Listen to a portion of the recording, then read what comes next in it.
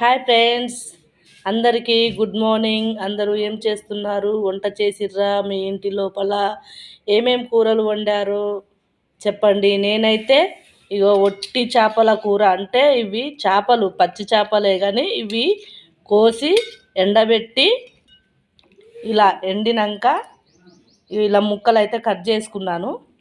Cut చేసుకొని అయితే నేనైతే ఇప్పుడు దీనిని పులుసు పెడుతున్నాను.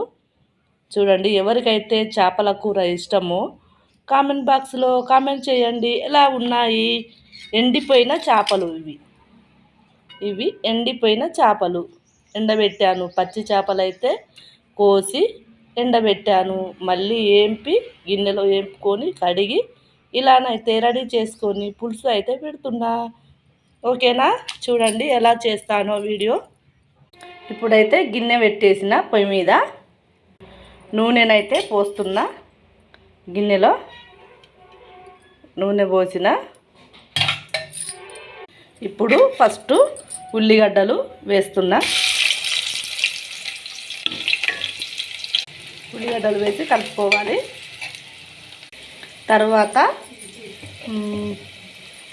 అల్లం వెల్లిగడ్డ కొంచెం పడ్డది కదా, కొద్దిగానే వేసుకున్నాం కదా, కొంచెం వేసుకుందాము. అల్లం వెల్లిగడ్డ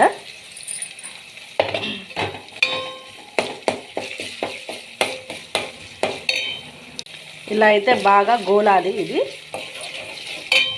తర్వాత చేపలు అయితే వేసుకుందాని. ఇప్పుడు చూపించిన చేపలను ఇందులో అయితే వేసుకుందాని.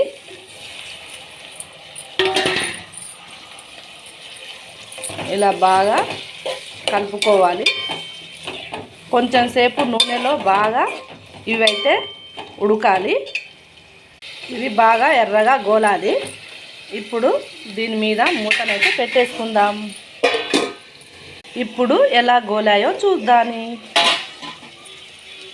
గోలుతున్నాయి కదా. ఇప్పుడు ఇందులో పసుపు అయితే వేసుకుందాము సరిపడా.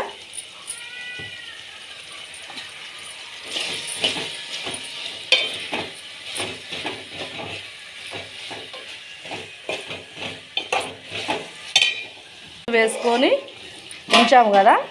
ఇప్పుడు కారం అయితే సరిపడా కారం అయితే వేసుకోవాలి. నేనైతే కారం ఎక్కువ తింటా కాబట్టి కారం ఎక్కువనే వేసుకుంటా. కారం వేసుకున్నాం కదా. ఇందులోనే ఉప్పు. ఇప్పుడు చింతపులుసు. వావ్, సూపర్గా ఉంది కదా.